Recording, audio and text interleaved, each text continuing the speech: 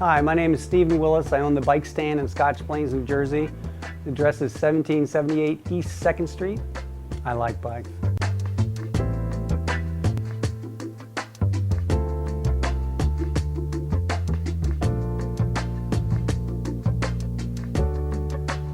I'm not really sure to pinpoint it, but I do remember I literally was old enough to buy a car, and then I sold the car to buy myself a really high-end racing bike, which my parents thought I was crazy with. But you know, basically what I got for the car was enough to buy a bike. And so, you know, and then started riding and racing from that point on.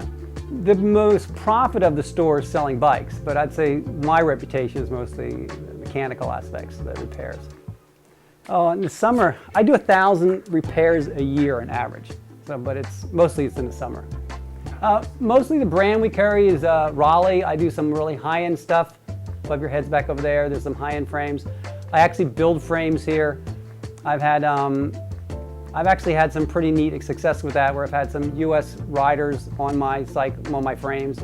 I built wheels for people in the Olympics, things like that. So I've actually mechanically have gotten out there pretty good.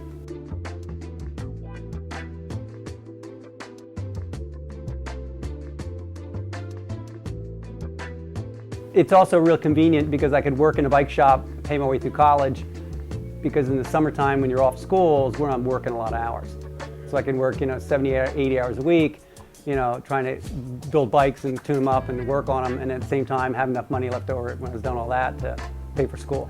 I do mostly graphite. There's some hanging up over there. You know, I do oils and regular painting too, but with 2 young kids, it's really hard to bring out the oils and all that kind of stuff. You've got to sort of do it uninterrupted time, where with pencils or graphite, I can just put it down whenever I want to and walk away. So it makes it kind of nice. Bikes are the only thing you buy that has to actually be serviced and assembled. There's nothing else I can think of. When you buy, you know, a VCR, a CD player, a washer dryer, whatever it is, an iPod, it doesn't have to be serviced, doesn't have to be properly prepped.